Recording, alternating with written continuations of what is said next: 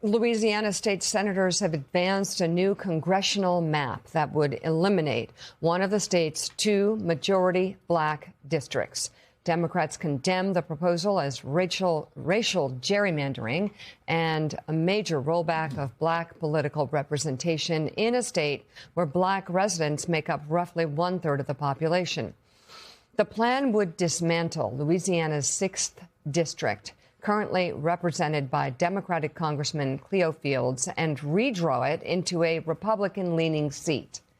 The proposal now heads to the Louisiana House, where Republicans hold a supermajority. This isn't the only place, Simone, where we've seen this happening. Do you think voters are tuned into this issue? Yes, in Louisiana right now, there's actually a recall effort to recall Governor Landry over this very specific thing, calling this special session to redraw these maps. What exactly in Louisiana, are they doing? You need 500,000 signatures across the state. And in the local reporting, and the folks that I talked to just yesterday said that the lines were literally out the door at these petition sites to sign the petition. Now, will they get the 500,000 signatures? I've talked to some voting rights advocates that believe they will. Will the recall effort be successful?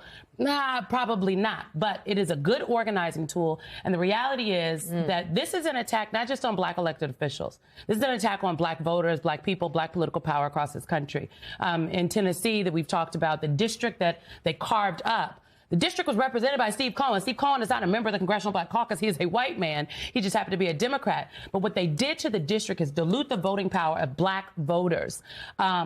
I know people like to talk about, my Republican friends, it's not about race, but I can't help but see that when given the opportunity, these states from Florida to Alabama to Georgia, they're looking at it now, to Tennessee to Louisiana, they went directly to carve up the districts of black voters. This is an attack on black political power, and that's why folks are organizing this weekend. There's a big march that's being planned, but protest is fine. What are you going to do about it? And those conversations are currently happening. There's some talk, Donnie Deutsch, about this backfiring. What do you think? I think it does not help. It certainly doesn't help. I think the Republicans are doing every dirty pool they can possibly do. I don't think it, and I still think there's going to be this tremendous blue wave, despite what they're trying to do with these black areas. I think that they're groping at straws. I think into the earlier discussion we had about costs, I think the Democrats were really set up in a big way. I don't know if this came up in your conversations when you were in Louisiana, but my question, I don't know the Nelson's politics, but when you talk to farmers, probably many of whom across the country, many of whom have experienced bankruptcies, support President Trump, does it change the way they look at him? Does it change the way they look at politics when the policies are destroying their businesses and in many ways their lives?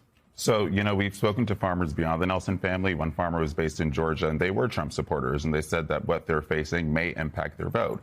The Nelson family, what was interesting is they were hesitant to levy the criticism just at one party. They said the struggles we've been facing have taken place during the Trump, Biden, and now Trump administration. So really the criticism is leveled at both, but they do acknowledge right now that it's hard to support Donald Trump where they feel that his actions has a direct result to the plight they're in. High prices, high fertilizer prices, high diesel prices. So for them, they try not to see this through a partisan lens, but it's kind of hard not to. Can I just make one point, Mika? There's a lot of conversation about the fact that these are southern states, they're conservative-leaning states. As a black woman who grew up as a Democrat in Nebraska, my congressional district, District 2, delivered electoral college votes for Obama, Biden, Clinton, as well as Kamala Harris. So I understand when voters have the ability to go to the ballot and pick the representatives of their choice, when they can make their voices heard, things can change. And so what is happening in these southern states is not by happenstance. I personally believe they're trying to steal the election. This is just one of the many of the ways they are trying to do it. And people do have to be vigilant. But I'll be honest, maybe I'm a little pessimistic. There's very little, once these maps are passed, that folks will be able to do prior to November because of what the Supreme Court has done as it relates to the Voting Rights Act. But that doesn't mean people are going to stop fighting. They are actively working on it. But, I'm stressed. Yeah.